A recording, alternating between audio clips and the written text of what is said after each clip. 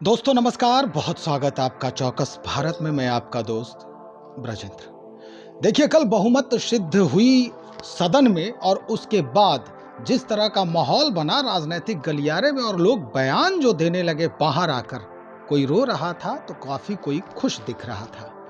खुशी की बात उनके साथ हो रही थी जो सदन में बहुमत प्राप्त कर चुके थे, लेकिन इसके पीछे की पूरी कहानी क्या थी, कैसे कैसे स्क्रिप्ट लिखे गए थे पासला पाला बदलने के लिए, वो आज जानना अत्यंत आवश्यक है। और यही जानने के लिए आज पहुंचे हम एक्स आईपीएस अमिताभ दास सर के साथ। इन्हीं से हम बातचीत करेंगे। कल बहुत सारे बदलाव हो गए अचानक से। कुछ दिन पहले, एक रात पहले जो है डीएम और एसपी साहब छापेमारी भी किए हैं इस बदलाव को दिखाने के लिए। इसके पीछे की पूरी कहानी क्या है, कैसी दास्तां थी जो अचानक से पूरा परिदृश्य बदल दिया? नहीं नहीं, ये तो बिहार सरकार को बचाने का खेल तो चल ही रहा था। दिल्ली में जो तड़ी पार अमित शाह हैं गृह मंत्री, उनके बारे में भी सूचना है जी। कि 3 बजे तक जगे रहे थे। अब मणिपुर की हिंसा के बाद तो लगता है तड़ी पार कभी 3 बजे तक नहीं जगे थे, लेकिन सरकार को बचाने के लिए जगे हुए थे। और पलटू राम तो खैर लगे ही हुए थे। और कल 3 लोग, राजद के 3 विधायकों को इन्होंने तोड़ भी लिया। एक प्रहलाद यादव, एक नीलम देवी और एक आप जानते हैं चेतन आनंद। तो इन तीनों का अलग अलग किस्सा है। प्रहलाद यादव के बारे में तो मैं बता दूं, मैं सन 2000 में लखीसराय का एसपी हुआ करता था, तो इसके सारे हथियार मैंने जब्त करा दिए। तो आपराधिक प्रवृत्ति का आदमी है प्रहलाद यादव। इसने मुझे लालू यादव से फ़ोन भी करवाया था। फ़ोन पर भी मेरी क्या बकझक हुई थी लालू जी से।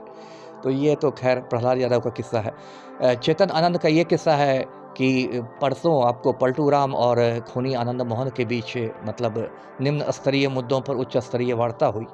और उसके बाद ये तय किया गया कि लवली आनंद को वैशाली से लोकसभा का टिकट दिया जाएगा, जदयू का टिकट दिया जाएगा। और उसके बाद तब तक चेतन आनंद पहुंच चुके थे तेजस्वी यादव के पास, 5 देश रत्न मार्ग में जो तेजस्वी का सरकारी आवास है। और बहुत आराम से पहुंचे थे, ऐसा नहीं लग रहा था कि इनको कोई अपहरण करके ले जाया गया हो।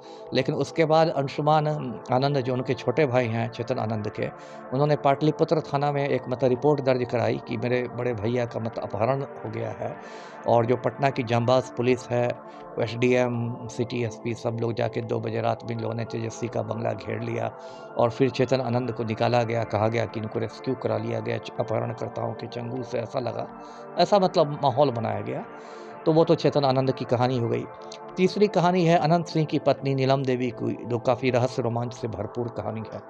तो आप दर्शकों को पता ही होगा कि जो हमारे मुख्यमंत्री हैं पलटू राम, वो बहुत दिनों से अनंत सिंह के मतलब चरणों में रहे हैं, हाथ पैर जोड़ के रहते हैं। और उसके बाद अभी क्या हुआ, अभी 1-2 रोज़ पहले अनंत सिंह तो अभी बेउर जेल में बंद है, लेकिन पलटू राम के आदेश पर जेल विभाग ने उसको तमाम सुविधाएं दे रखी है। जेल में ही मोबाइल वोबाइल सब की सुविधा है, कक्ष वालों को पीटने की सुविधा है, सारी सुविधाएं हैं। तो मोबाइल से अनंत सिंह ने धमकाया पलटू राम को, पहले तो मुख्यमंत्री को भद्दी भद्दी गालियाँ दी, फिर धमकाया कि मेरी पत्नी को, नीलम देवी को, या तो मिनिस्टर बनाओ या सांसद बनाओ।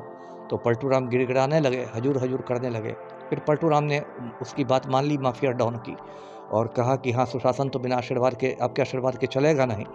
तो आप देखिए, 2-4 रोज़ में मैं दर्शकों को बताता हूँ कि श्रीमती नीलम देवी बहुत संभावना है राजभवन में जाकर पद और गोपनीयता की शपथ ले लें, या हो सकता है कि उनको लोकसभा का चुनाव लड़ाया जाए जदयू के टिकट पर।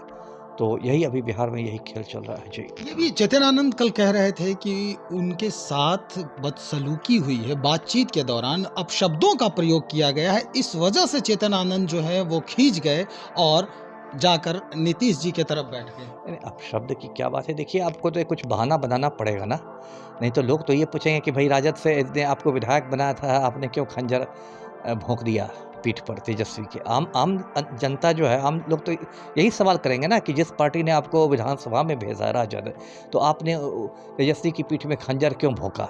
तो उनको तो कुछ जस्टिफाई करना होगा ना। अब शब्द बोलने, बीच में उनका कुछ वीडियो भी वायरल हुआ था, गीत संगीत का आनंद ले रहे हैं, है ना, तेजस्वी के बंगला में। तो अब शब्द बोलने की बात मुझे तो नहीं गले उतर रही है।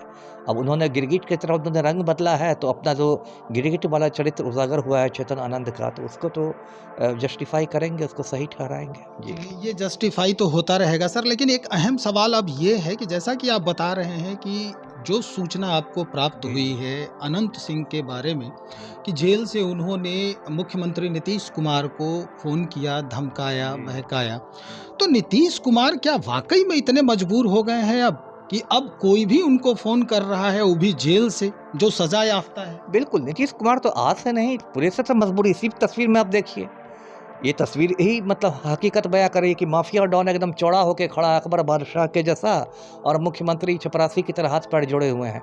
तो नीतीश कुमार में कुर्सी के प्रति इतना मोह है कि कुर्सी के मोह ने उनको बिल्कुल मजबूर और लाचार बना दिया है ना। और इस बार भी कुर्सी बचाने के लिए वो 2 माफिया सरगनाओं के पैरों में गिर गए, आनंद मोहन के पैरों में गिर गए और अनंत सिंह के पैरों में गिर गए।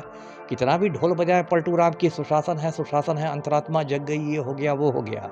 पूरा हिंदुस्तान देख रहा है कि अपनी कुर्सी की खातिर मतलब नीतीश कुमार ने 2 माफिया सरगनाओं के साथ समझौता कर लिया, आनंद मोहन के साथ और अनंत सिंह के साथ। समझौता में क्या कुछ डील ऐसा हुआ है, जैसा कि आप बता रहे हैं कि लवली आनंद जी को भी टिकट देने की बात हुई है? जी सही, आपकी सूचना सही है। देखिए 1-2 रोज़ पहले जो सूचना है कि खूनी आनंद मोहन और पलटू राम के बीच बातचीत हुई, और उस बातचीत में कहा गया कि वैशाली से लवली आनंद को जदयू का टिकट मिलेगा। ऐसे मैं आपके चैनल के माध्यम से भी दर्शकों को जानकारी दूं कि हम लोग की कोशिश है, अब हम लोग तो नहीं, कम से कम मेरी कोशिश तो कहूँगा ही, कि लवली आनंद जहाँ से भी चुनाव लड़ें बिहार में, हम लोग उनके खिलाफ शहीद कृष्णैया की पत्नी श्रीमती उमा देवी को उतारेंगे मैदान में।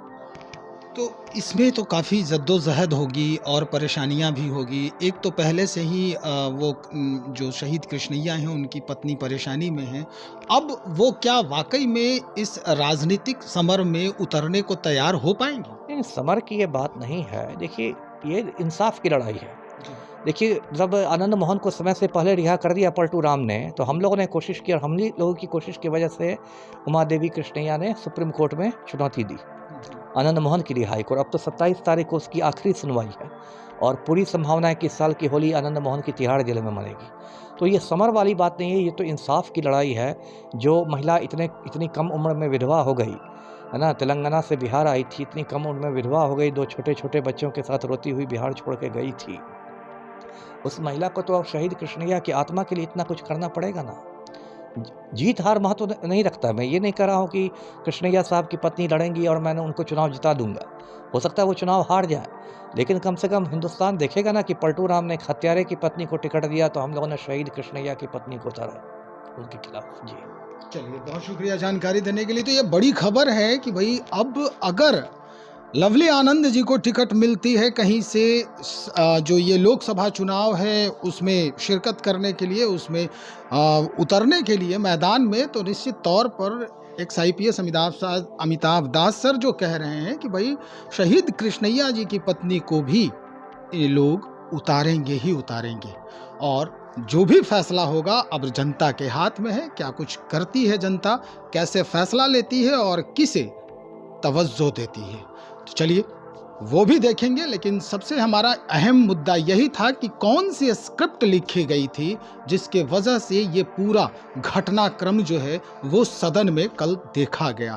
तो आपने सुना ही कि किस तरह का माहौल था, कैसे डील हुए थे और क्या कुछ परिवर्तन हो गया। देखते हैं ये परिवर्तन कितना दिन तक टिकता है और कैसे सबको कार्यभार सौंपा जाता है, और फिर वो जनता के बीच जाकर क्या कुछ कहते हैं। इंतजार करें, बने रहें हमारे साथ। बहुत शुक्रिया आपका।